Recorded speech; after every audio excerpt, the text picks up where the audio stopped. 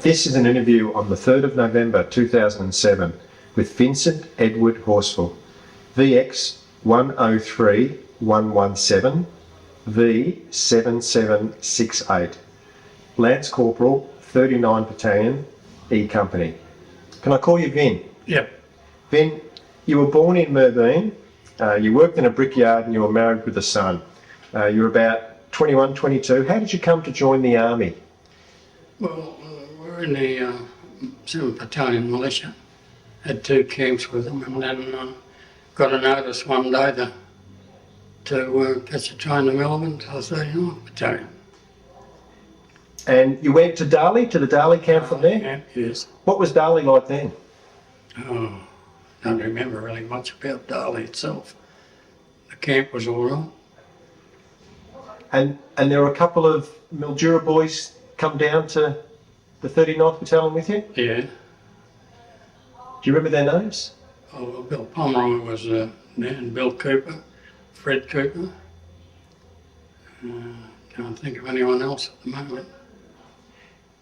And you joined E Company in the 39th, yeah. and that was a Vickers machine gun battalion company. Can you tell us a bit about your training on the Vickers?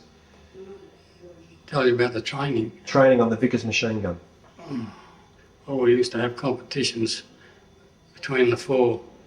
There's 4 Vickers machine guns, and we'd see who could set up the quickest.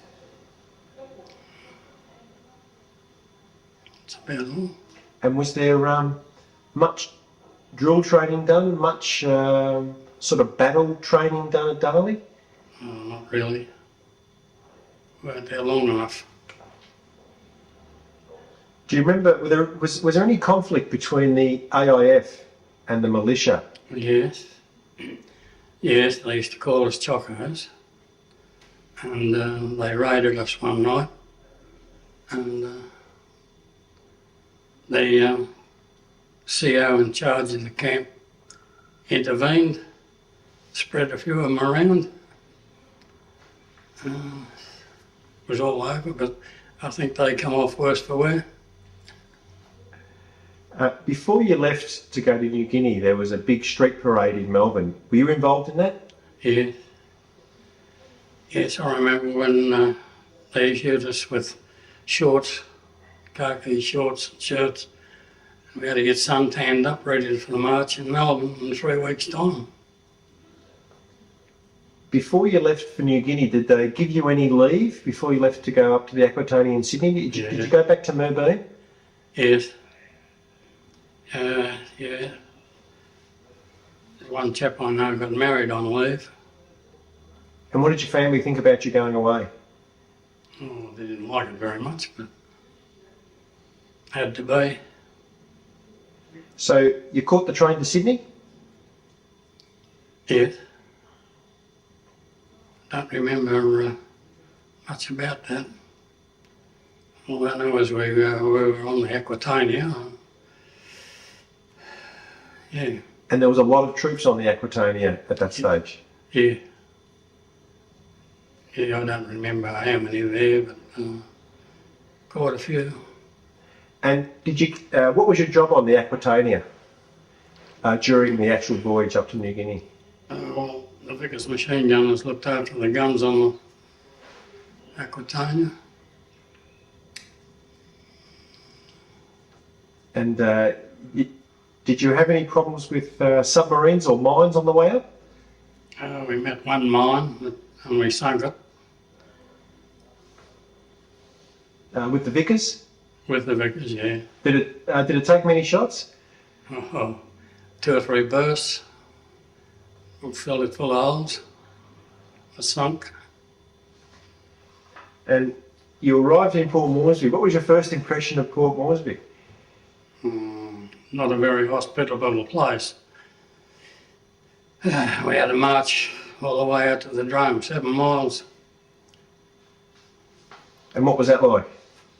Oh, it was pretty hard.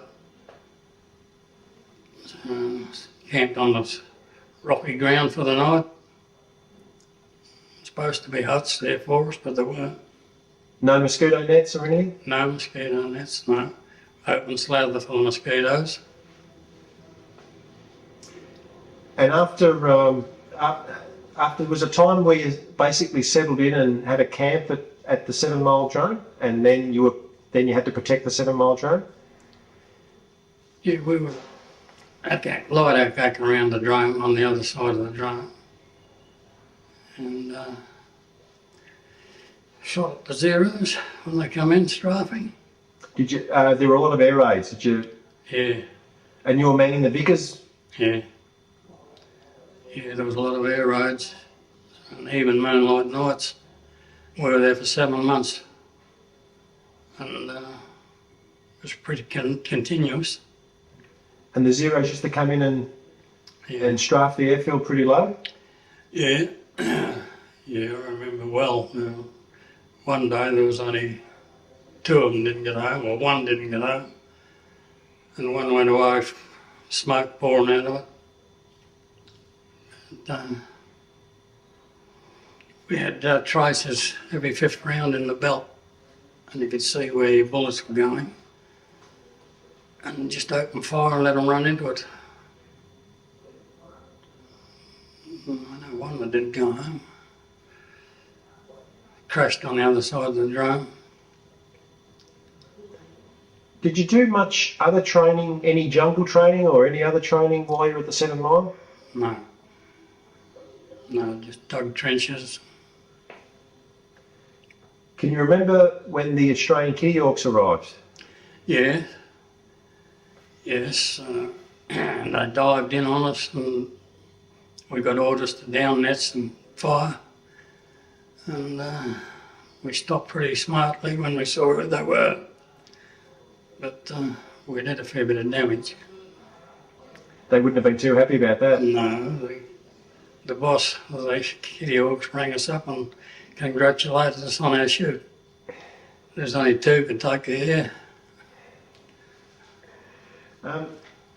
While you were there was different duties that were carried out by the 39th. One of them was down at the docks unloading ships. One of the ships was the MacDouey. Can you tell us a bit about that story? Well, I was a little fortunate there. I was on the unloading party and got pulled off it for some reason. Probably to man the guns, I don't know. Can't remember that. But the chap that took my place got killed. You were pretty lucky there. Yeah, I think I was lucky that day. And how was the morale in the battalion? It was the impression I get, it was a great battalion to be in, and the morale was even quite high, even in New Guinea. Yeah, it was good morale, yeah, very good. And you made lots of mates in the battalion? Yeah, yeah. The battalion was made up of quite a few different battalions. Come from all places. The bombing of Port Moresby gave some of the guys an opportunity when the pub was bombed. Do you want to tell us something about that? Yeah, well, like I said before, the truck went into Moresby and came back loaded with grog. And there was another chap from Orimple went up to the Ag gunners up the hill and rolled down. He rolled down, he couldn't walk down. But there was a bit of beer drunk that night, was there? Yeah, mostly spirits. Yeah. So life was just basically manning the aerodrome at that stage, the 7 Mile drome, and just doing different duties down at the docks. Digging trenches, and once they wanted some volunteers to go down, they didn't tell us what for. But my mate and I had volunteered, and finished up. We had to sleep on the drome in bright moonlight, and we had smoke bombs. And when they got a burst from the Vickers machine gun, told us when to light the smoke bombs. and then get the hell out of there. But it was a hell of a long way from the strip to the nearest trench. Luckily, they didn't come over that night. So there was a lot of bombing of the 7 Mile Drome. How did you feel during the bombing raids? Because it would have been your first time under fire. Oh, it didn't feel so good. We didn't mind if we could hear the bombs falling. You could hear that, a certain sound. It's the ones you couldn't hear that we were frightened of. Just swish and bang, you know. But we're lucky we weren't hit with them. You would have missed your family at that stage. Did you get much mail from home? Oh yeah, the mail turned up fairly recent. You know, so I don't remember really how often we got it. There was no entertainment for the troops at that stage? No. No. No. No entertainment. At a certain time there, when the Japanese landed on the northern coast, they ordered the 39th to walk up the track. Do you remember that time quite clearly about heading up the track? Yes, well, they told us we couldn't take our Vickers. Just threw me a Tommy gun, so I learned to fire it on the way over. It had a drum magazine on it with 50 rounds in it. Wasn't very light. And, yeah. How was you would have had to walk, did you get trucked some of the way and then walked, or did you walk? Yeah, we got trucks as far as I could go. That wasn't very far. Somewhere around Rona Falls, I think. And we had to walk from there. It was pretty tough without stops in the boots. Yeah. Were the boots just the old hobnail sort of boots, were they? And they weren't very suitable for the track? No. Later on, they sent us boots with stops. That was a godsend. How was the weather? Was it raining much at that stage, or was it still fairly dry? You could put your watch on at 4 o'clock in the afternoon and it started to rain nearly every day.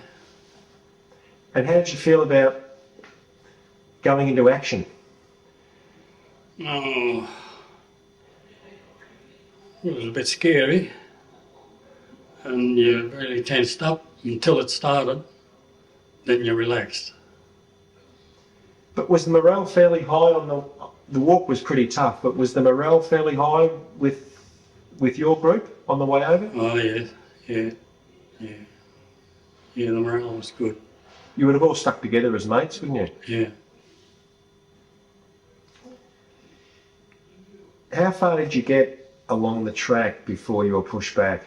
Because the battalion was in action, B Company was in action long before that, further on from Kokoda. Where did you actually, how far did you get, Ben? Got somewhere between Deneke and Kokoda when we had to get pulled back. Yeah. And that was, and then you pulled back to Deneke and then Ishirawara? Deneke, yeah, and then Ishirawara.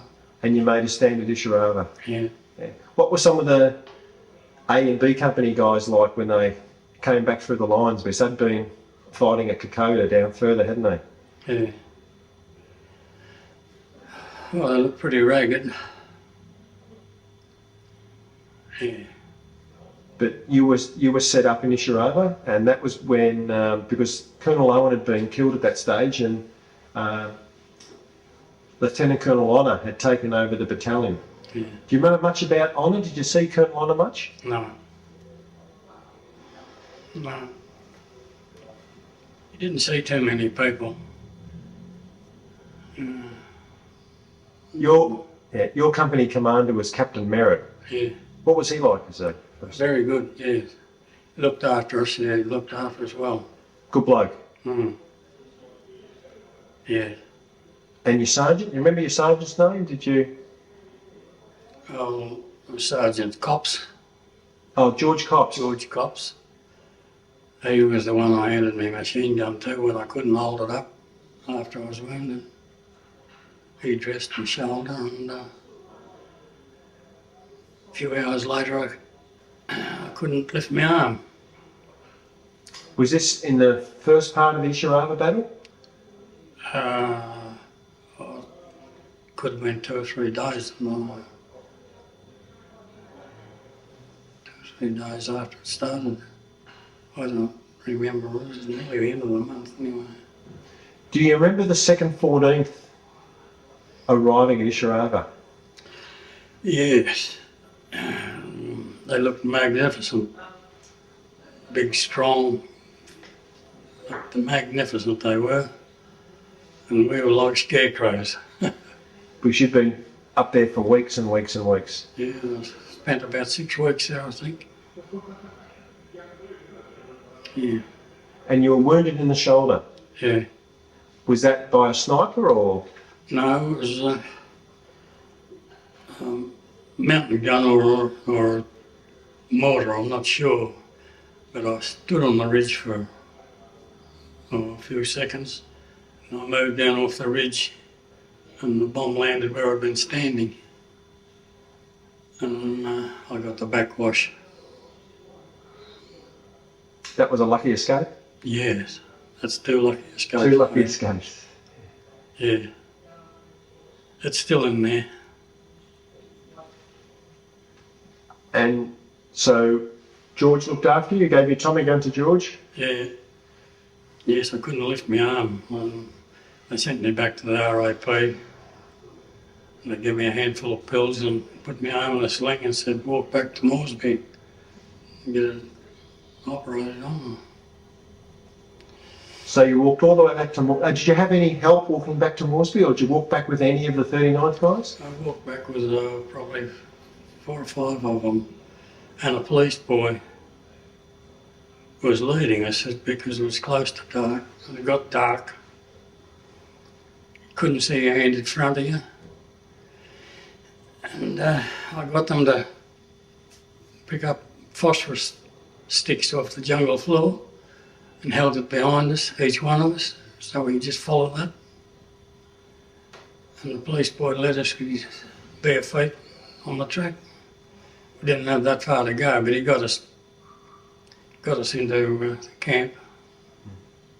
So the police boy would have been armed with a rifle, you would have given your... Hell, I had nothing, yeah. And that was just for walking wounded at that stage? Yes. Did you get back to a RAP somewhere, or a hospital? No, not right. I get right back to Moresby. It took me 7 days. 7 days? Yeah. You must have been in quite a state when you got back. Yes, they gave me a meal, but I couldn't eat it. I only ate half it because I don't know, I think my stomach had shrunk. Did you feel good to be back in Moresby?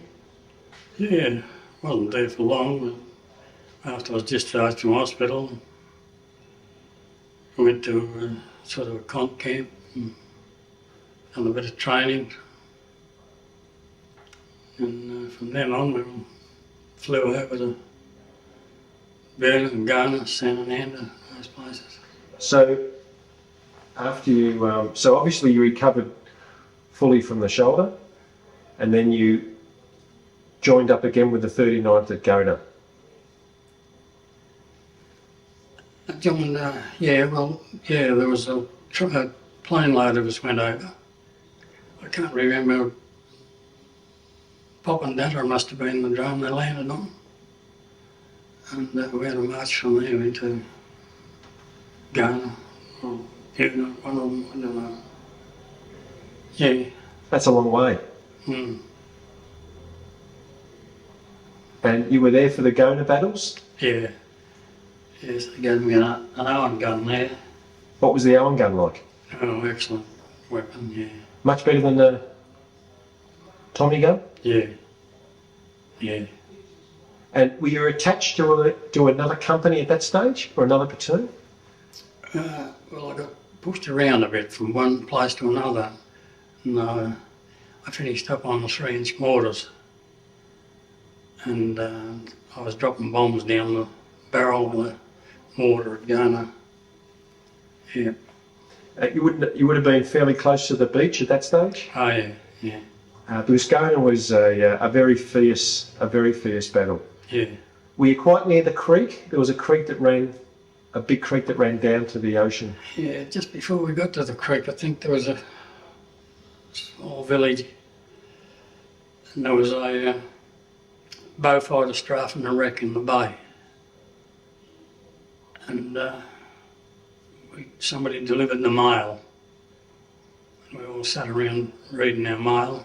I sat out on the edge of the plantation, the coconut plantation, and I was reading the mail, and this bomb, the bow fighter was strafing the wreck, and he turned around and come in and strafed us. Yeah, I looked around and these red sparks flying along behind me. Yeah. Is that your third lucky escape? Third lucky escape, yes. And top falling off the palm trees. Yes. That was a very fierce battle at Gona. Yeah. Can you tell us anything about the Gona campaign? Any more after the mortar? No, not much.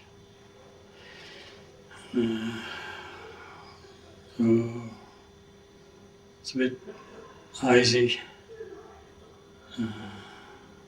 Yanks come in, and I think Sanananda, the last I remember, Sanananda, was the Yanks come in and took over from us. Was that at the Huggins roadblock?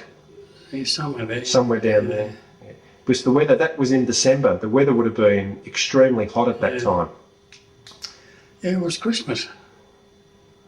And I shared a bar of chocolate with a Yank in the slit trench. Yeah. What'd you think of the Americans? Oh, they were all right, I suppose. They were a bit slow. There wouldn't have been many of the originals left at that stage at Sanananda. No. I think it was about 37 or something. Not sure. Did you get ill from at that stage, any sort of tropical diseases, or were you still fairly fit? I got malaria. I had malaria 10 times. But, I don't know where I was. One stage I was sent back to an RAP. I was 103. Stayed the night, and they discharged me next morning back to the unit. Never seen the doctor or anything. And then when I got back, I stayed the night with them. And doctor wrote on a note, strongly recommend he be sent to Port Moresby. Flew out of there from Papua, I think. Not sure. A bit hazy. I can't remember some of the places. And you arrived back in Port Moresby. Were you admitted into a hospital in Port Moresby? Yeah, we went in hospital. And I come around one day and threw us a set of blues. Blues were, blue pants and shirt. And that was, we're going to catch a boat home. Yeah. And then you took a hospital ship back to Australia? Yeah. Was that back to Sydney then? Yeah. Yeah, from there we went to Bathurst by train. Yeah, I remember the people at Sydney come out cheering us and whatnot when we were pulling into the bay, and we were all standing on the deck and there wasn't a sound come from anybody. Just, I don't know, stunned, I think. Yeah. It's good to be home? Oh yeah. Good to be home, all right. So you went to the Bathurst Hospital, was it? Yeah. Did you stay there long before you got back to Melbourne? Oh, I don't remember. Couldn't have been long, I don't think. Can you remember arriving back in Melbourne? Was that by train also? And seeing your family, you would have gone back up to Melbourne? Yeah.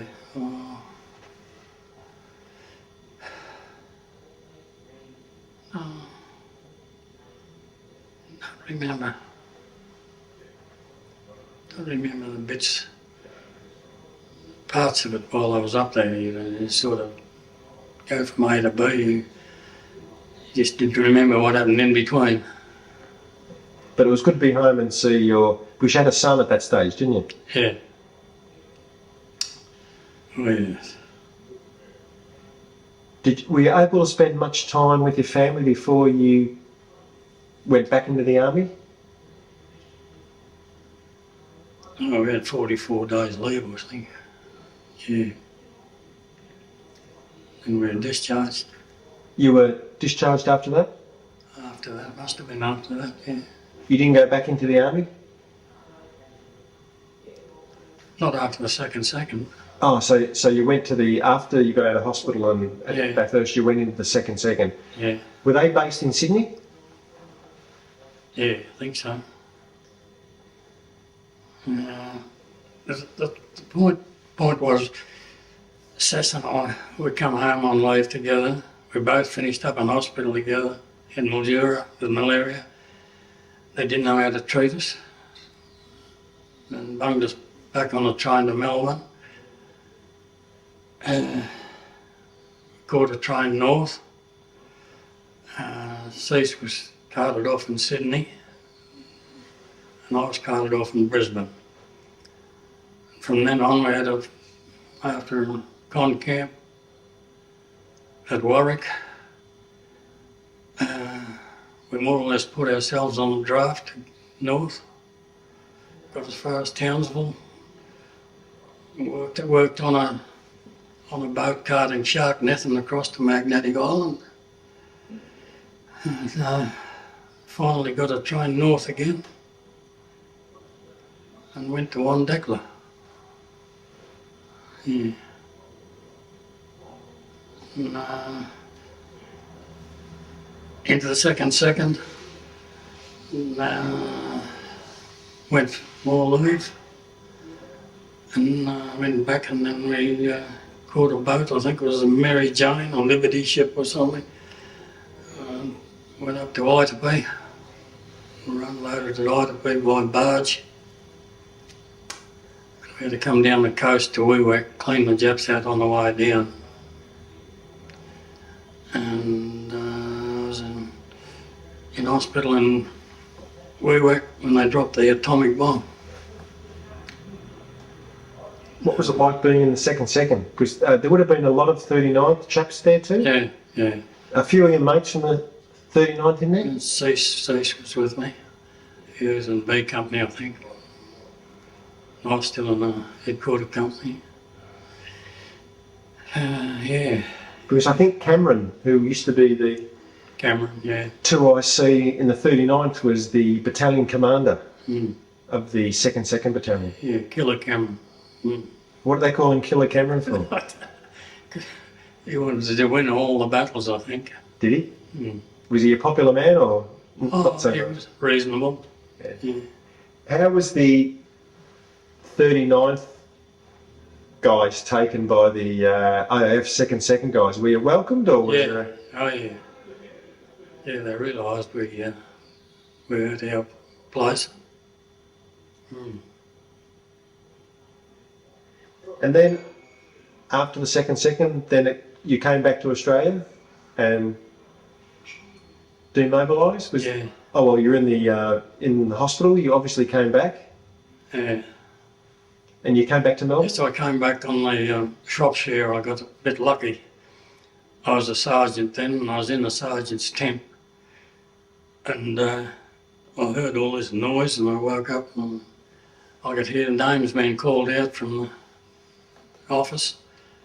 And I poked my head in and said, "Well, I heard my name called out." And I said, "I'm going to find out what this is." And they wanted so many troops they could send home on the Shropshire. So he pulled in there. And I was lucky enough to be one of them. And the Shropshire was quite a large cruiser or battleship, wasn't it? what do they call them? Corvette. It was real low down. You're only about this far above the water on the deck, you know. Yeah, we come down, she come down inside the roof. Yeah. And back into Sydney? Yeah.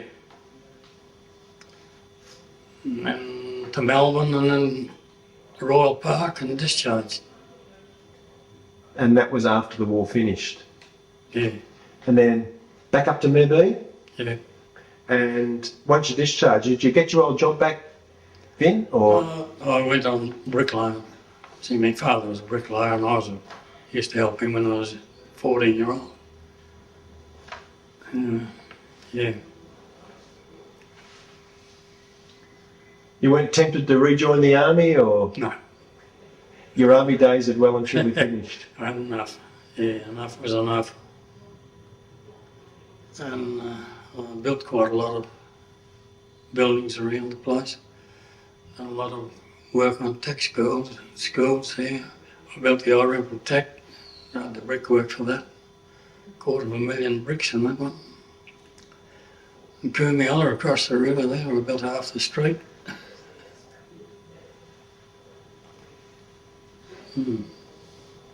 How did you feel about the 39th being disbanded before you went to the second? Was that disappointing to you? Well, it was a bit rough, yeah. What was the general feeling amongst the boys? We didn't have much, didn't see one another much. We just come straight back and discharged. Oh, disbanded and sent on leave and sent to different battalions. And that's where we went, the second.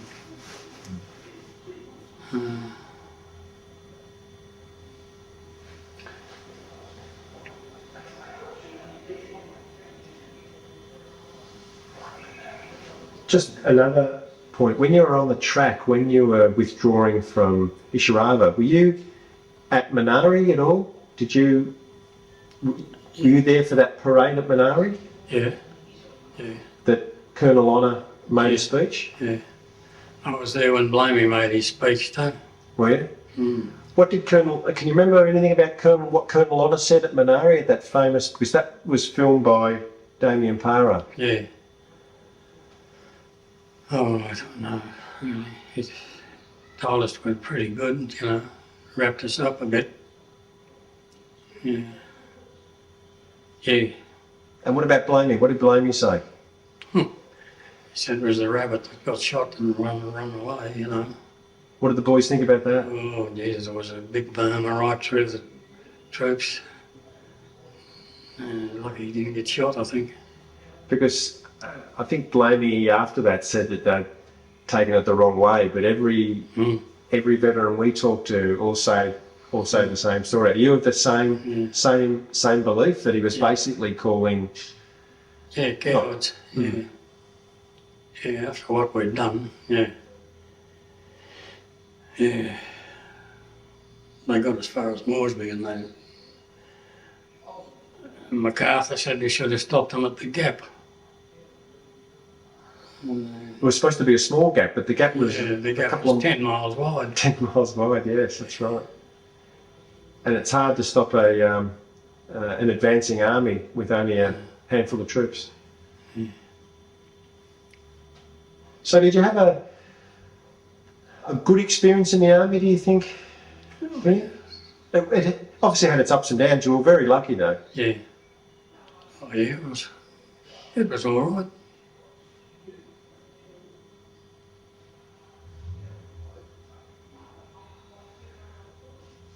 Well, Vin, on behalf of the 39th Battalion Association Historical Subcommittee, we would like to thank you for your time and this very, very interesting interview. Thank you very much.